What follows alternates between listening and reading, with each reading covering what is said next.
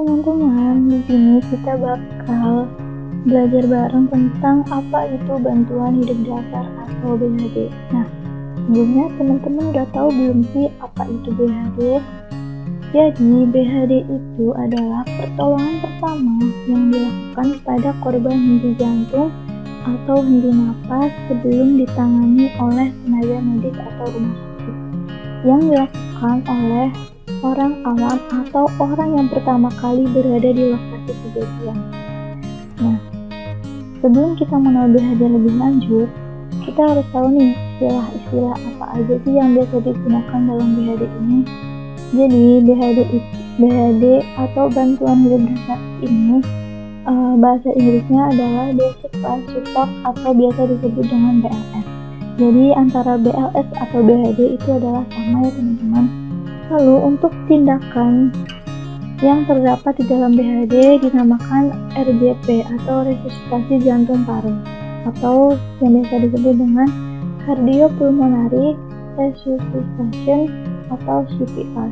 Jadi antara RJP maupun CPR merupakan satu ya teman-teman, tidak ada bedanya. Nah, jadi RJP ini merupakan tindakan segera untuk menghentikan kematian korban. Lalu, apa sih indikasi atau kriteria dilakukannya BHD? Jadi, yang pertama, indikasi dilakukannya BHD adalah henti napas.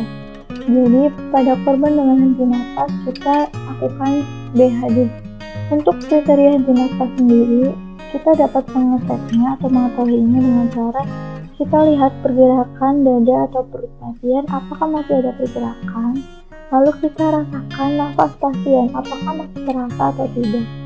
Nah, untuk mengecek napas korban, kita dapat menggunakan teknik LDR atau lihat dengar rasakan. Jadi kita lihat pergerakan dada korban, lalu kita rasakan hembusan nafasnya di pipi kita, dan kita dengarkan suara napas korban. Lalu yang kedua adalah henti jantung.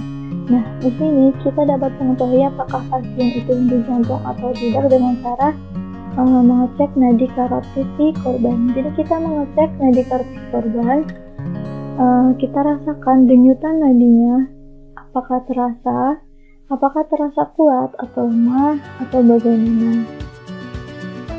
Nah, setelah pasien atau si korban tidak ada napas dan tidak ada denyut jantung, maka itu dapat dilakukan BHD.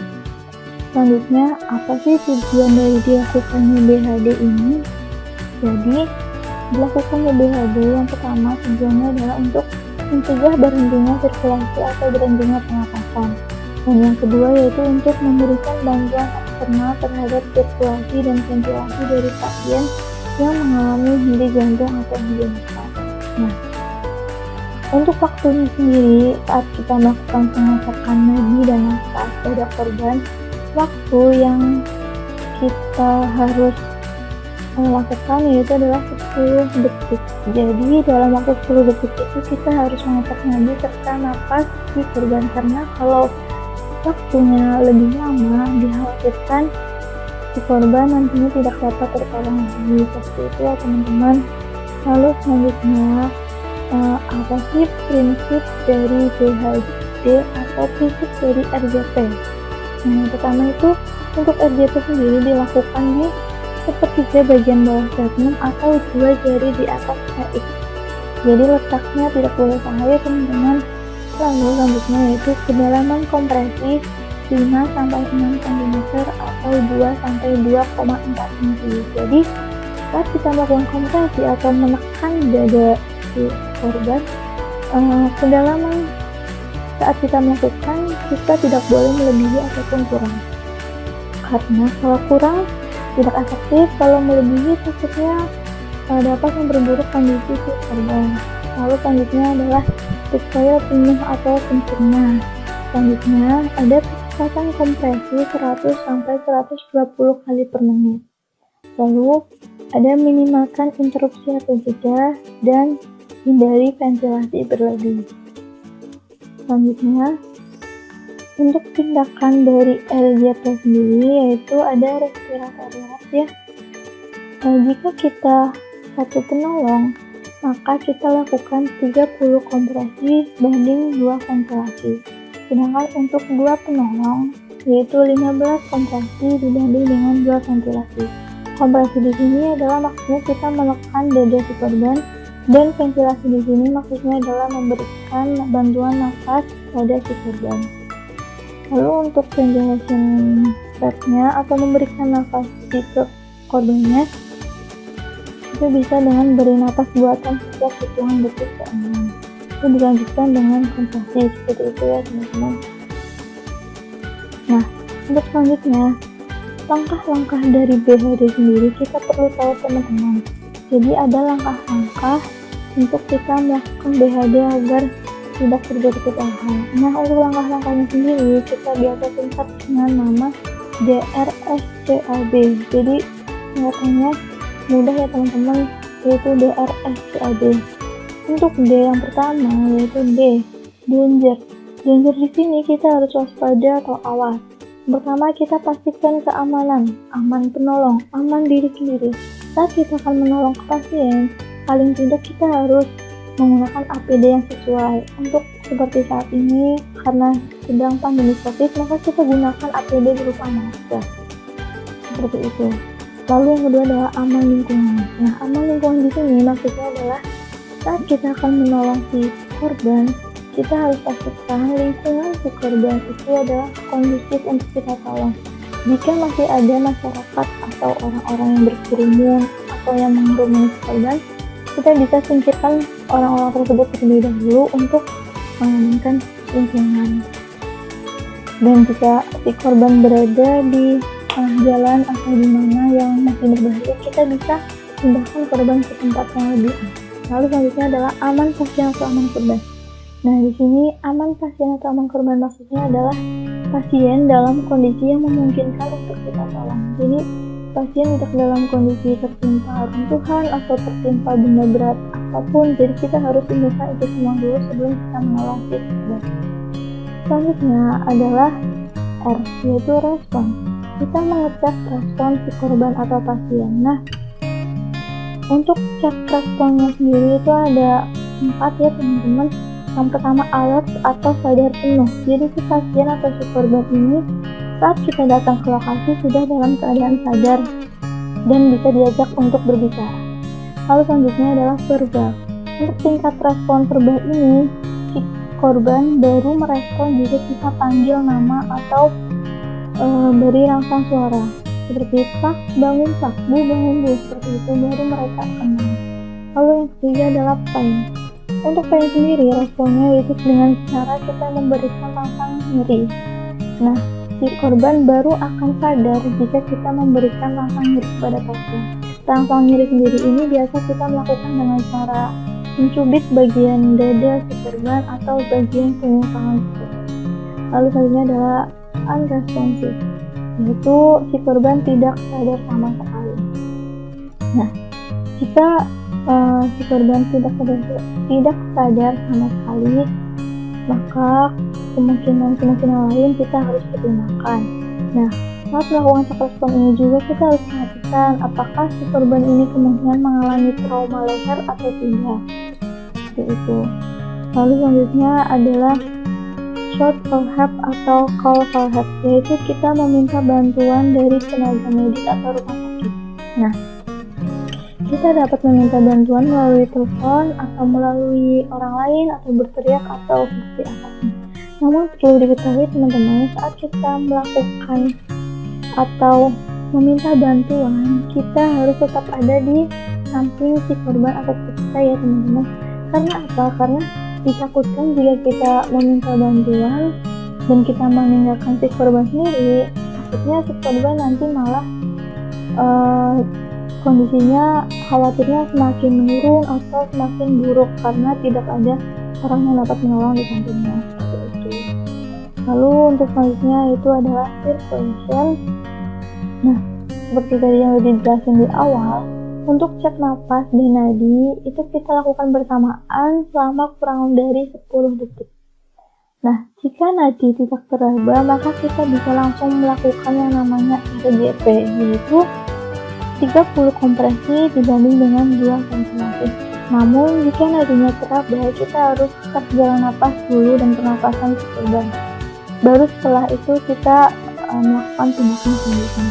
Nah, pada saat kita melakukan RGP ini, saat nadi tidak ada, maka kita atur posisi pasien.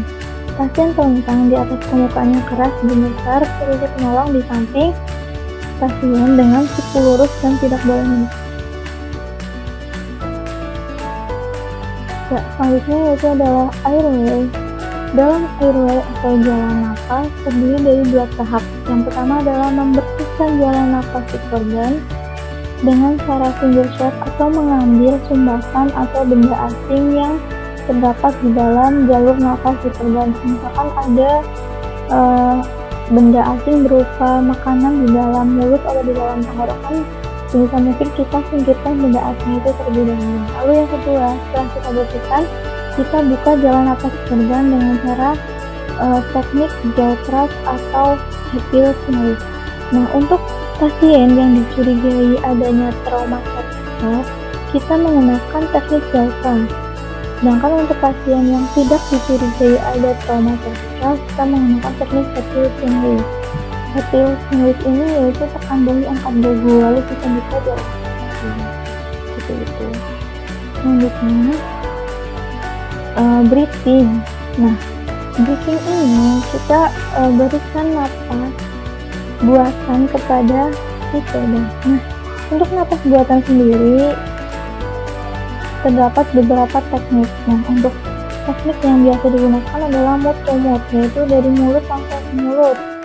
Lalu yang kedua ada mouth to bariatritis, dari mulut bisa menggunakan lapisan lain. Lalu yang ketiga adalah mouth to nose, yaitu dari mulut ke hidung, lalu yang keempat adalah self. Nah, untuk biasanya kita bisa melakukan dengan mouth to mouth, namun karena kondisi pandemi, kita untuk sekarang tidak dianjurkan untuk memberikan napas buatan menggunakan teknik mouth to mouth. Nah, biasanya untuk teknik pemberian napas buatan ini kita memberikan dengan ambuge sebanyak 2 kali. Nah, untuk pemberian ventilasinya ini tidak lebih dari 10 detik ya teman-teman. Nah, lalu selanjutnya ada evaluasi. Nah, setelah kita tadi melakukan kompresi serta memberikan ventilasi kepada si korban, kita evaluasi nih. Setiap 2 menit kita lakukan evaluasi. Apakah sudah ada napas dan nadi? Nah, jika sudah ada napas dan sudah ada nadi, maka kita beri recovery position atau posisi mantap. Nah, namun jika tidak ada napas dan tidak ada nadi, kita lanjutkan dengan kompresi dan ventilasi sampai dengan muncul napas dan nadi. Lalu selanjutnya, jika tidak ada napas namun ada nadi, maka lakukan ventilasi 10 kali per menit. Nah, untuk posisi recovery atau posisi mantap ini tujuannya adalah untuk menghindari aspirasi jika muncul, jadi menghindari tersendak, lalu memberikan posisi paling aman pada si korban. Untuk posisi recovery sendiri ada beberapa caranya, seperti dalam gambar ya teman-teman bisa dilihat. Untuk posisi yang terakhir itu posisi pasien atau si korban itu menyangkutnya teman-teman. Nah, lalu selanjutnya RGP dihentikan apabila, jadi RGP itu bisa dihentikan ya teman-teman. Nah, dihentikan ini apabila yang pertama kembalinya ventilasi dan sirkulasi spontan. Jadi saat kita lakukan RGP ternyata napas dan nadi si korban sudah ada, maka kita hentikan tindakan RGP tersebut. Lalu yang kedua adalah penolong lelah atau tidak sanggup melanjutkan. Jadi misalkan kita memberikan RGP kepada korban. Nah, namun setelah beberapa kali siklus kita lakukan, tetap si korban belum ada nadi dan belum ada nafas, namun kita sudah lelah atau tidak sanggup melanjutkan, maka di situ RGP juga dapat dihentikan. Lalu yang ketiga adalah bantuan datang atau ada yang lebih bertanggung jawab. Jadi saat kita melakukan RJP, walaupun belum ada nadi dan napas, tapi bantuan atau tim medis yang lebih tahu atau lebih menguasai bidangnya datang, maka kita dapat menghentikan RJP yang kita berikan. Lalu selanjutnya adalah terdapat tanda-tanda kematian. Nah, jika kita melakukan RJP, namun si korban sudah menunjukkan tanda-tanda kematian seperti saku mayat, lebah mayat, seperti itu, maka kita dapat menghentikan RJP yang kita lakukan. Nah, itu lagi teman-teman, RJP juga dapat dihentikan apabila si korban memang tidak bisa dilakukan RJP. Misalkan kayak si korban ini punya cedera servikal, kalau dilakukan RJP takutnya akan lebih memperburuk kondisi pasien, jadi tidak dapat dilakukan RJP. Selain itu, jika si keluarga korban meminta untuk memberhentikan RJP, kita juga dapat menghentikan RJP yang kita lakukan. Seperti itu ya teman-teman. Nah, sampai sini teman-teman pembahasan tentang RJP atau BHD ya teman-teman. Jadi kesimpulannya, untuk BHD sendiri dilakukan jika tidak ada napas atau henti napas dan tidak ada denyut jantung atau henti jantung. Seperti itu. Untuk prinsip-prinsipnya sudah saya jelaskan tadi di awal. Untuk pada intinya, untuk tindakan RJP atau BHD bantuan hidup darurat ini kita lakukan untuk sebisa mungkin menyelamatkan nyawa si korban. Ya, sekian dari saya teman-teman. Mohon maaf bila ada kesalahan. Terima kasih, semoga bermanfaat.